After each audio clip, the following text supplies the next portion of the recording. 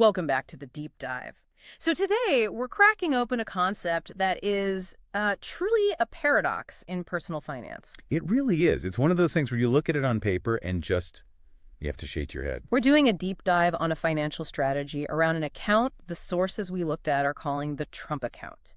And our mission is to figure out how this thing, which seems completely illogical, actually unlocks a really powerful and totally legal tax planning strategy for children. It's a perfect example of, hating the label but missing the fine print. When you first see the rules for this account, it seems designed to be a bad deal. Exactly. Just pure confusion. My first thought was, why would anyone ever use this? Let's just tick off the negatives right away because you need to understand them to get the payoff. Okay.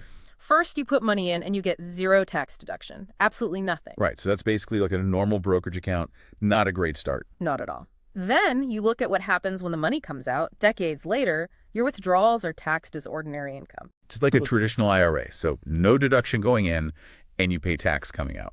It's the worst of both worlds. And to top it all off, if you touch the money before you're 59 and a half, You get hit with penalties. yeah, it honestly looks like a financial trap. All tax friction, no liquidity. And that's the genius of it, in a strange way. The initial setup isn't the destination. It's just the price of admission.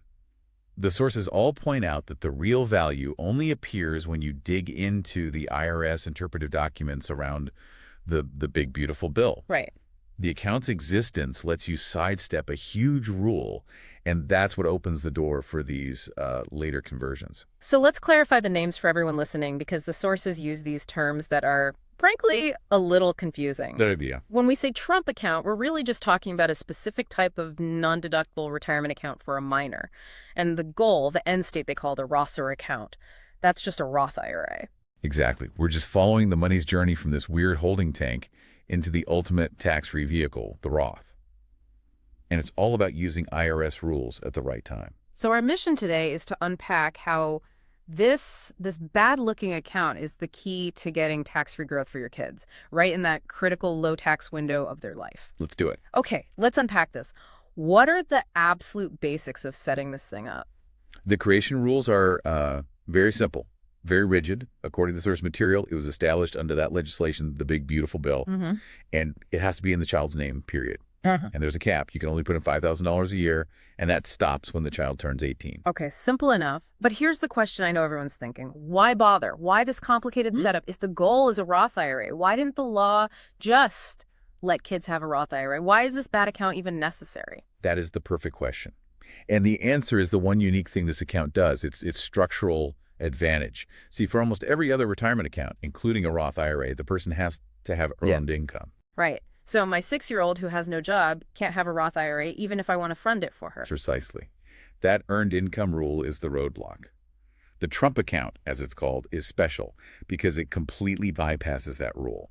It lets you invest money for decades of tax-deferred compounding growth, even if the child has literally zero income. Wow. Okay, that is a complete game changer. It means you can start that compounding clock from day one. You're buying time. You're buying decades of time. You're accelerating the whole process. Yeah.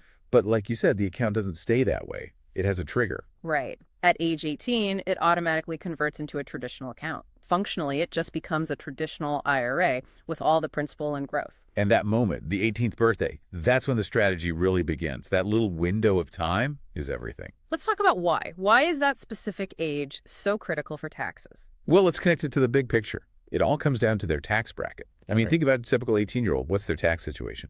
Low or non-existent. They're in school, maybe working a summer job. Exactly. Their taxable income is tiny. It's often zero, or at least way, way below the annual standard deduction. And that low-income environment is the canvas for this whole strategy. So let's talk conversion. We have this traditional IRA, and we want to move it to a Roth IRA, the Roth IRA account, so it grows tax-free forever. Right, but conversions are normally taxable. They are. So what exactly does the IRS tax during this specific type of conversion? Okay, so the IRS only looks at two kinds of money. First, any money that you got a tax deduction on when you put it in. Which, for the Trump account, is zero. We never got a deduction. Correct. The principal is non-deductible, Okay. so that's safe. The second category is the investment growth, the earnings. That growth is potentially taxable when you convert. So because our principal was after-tax money, the only thing we have to worry about is the gains, the growth. That's the key insight. But of course, the IRS has a rule to stop you from gaming the system too easily. It's called the pro rata rule. Ah, of course. The IRS will not let you just cherry-pick the non-taxable principal and convert only that while leaving the taxable earnings behind. Yeah, that would be too good to be true. Way too good. Every dollar you convert has to contain a proportional mix, a pro rata share of principal and earnings, based on the account's ratio at that moment. So if 40% of your account is earnings, then 40% of any money you convert is going to be counted as taxable income. You can't escape that ratio. That is the constraint we have to work within. Okay, this is where it all comes together. Let's walk through the math from the sources, because seeing the numbers and how the standard deduction works, that's what makes this whole thing click. Let's do it. This really shows you the power of the timing. Right, the scenario. We have a child, age 5. We contribute the maximum $5,000 a year from age 5 all the way to age 17. That's 12 years of contributions. Okay, so total principal invested is 12 times 5,000. That's $60,000. Yeah. All after-tax money from the parents. Right. Now, with all that time for tax-deferred compounding, let's say by age 18, the account has grown to $100,000. A totally reasonable hypothetical. So now we have to break that $100,000 down for the IRS. We have $60,000 in principal, which is non-taxable. And the other $40,000 is the growth. That's the taxable portion. So $40,000 out of $100,000. That means 40% of the entire account balance is taxable growth. Which means, because of that pro rata rule, 40% of any amount we convert will be considered taxable income, and 60% will be a tax-free return of principal. That ratio is locked in. And now we bring in the secret weapon, the Yes. standard deduction. Yes. Let's just assume for this example, the standard deduction for our 18-year-old taxpayer is $20,000 for that year. I mean, for a kid with almost no income, that is a massive tax shield. It's huge. Most working adults use that deduction against their salary. But an 18-year-old who made, what, $5,000 from a summer job, they have this giant $20,000 tax buffer just sitting there, unused. Precisely. And the strategy is to use that entire deduction to absorb the taxable part of the conversion, making the whole thing tax-free. So we need to convert an amount where the taxable portion, the 40%, is exactly equal to the $20,000 deduction. We just have to do a little reverse math. Right. You take the deduction, $20,000, and you divide it by the taxable percentage, which is 0.40. And $20,000 divided by 0.40 is $50,000. That's our magic number. That is the exact amount we can convert in 1 year, tax-free, assuming the kid has no other real income. So let's be crystal clear for everyone. You convert $50,000, 40% of that, which is $20,000, gets recorded as taxable income. But that $20,000 of income is completely canceled out by their $20,000 standard deduction. So the net result is zero federal tax due. It's clean, it's efficient, and it's just using the tax code exactly as it's written. And since the total account is $100,000, we just repeat the process. You do it over 2 years. So here's the step-by-step plan. Year 1, at age 18, you convert $50,000. The $20,000 taxable portion gets wiped out by the standard deduction. Zero tax. The account now has $50,000 left. Year 2, at age 19. Assuming their income is still low and the deduction is still available, you do the exact same thing. Convert the last $50,000. And the result? By the time they're 19, the child has a fully funded $100,000 tax-free Roth IRA account, a Roth IRA. That's incredible. All that money is now set for decades of tax-free growth and tax-free withdrawals. The complexity of that Trump account was just the key to unlock the standard deduction loophole at the perfect time. When you connect this to the bigger picture, it just completely changes how you think about investing for kids. I mean, the strategy never solved the problem of saving the money. That's on the parents. Right. It solves the much harder problem of creating a huge pool of tax-free capital. And it does it during the longest possible time horizon and the lowest possible tax rate of a person's life. We always talk about time and returns, but this is about time and tax brackets. You are surgically moving the tax bill on that $40,000 of growth from a year when they might be, say, 50 and in a high tax bracket. All the way back to years when they're 18 and 19 and in a zero tax bracket. The massive tax arbitrage over time. And that strategic window, it's got to be incredibly sensitive, right? That doesn't stay open forever. Oh, absolutely not. The sources are very clear on this.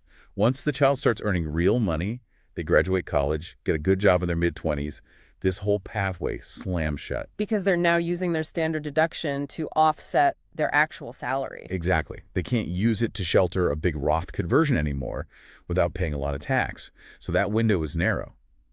A few years, maybe? But the payoff for hitting that narrow window is immense. It could mean hundreds of thousands of dollars in tax savings over a lifetime. And it really hammers home that point about time being the one irreplaceable asset. This strategy isn't about getting better stock market returns.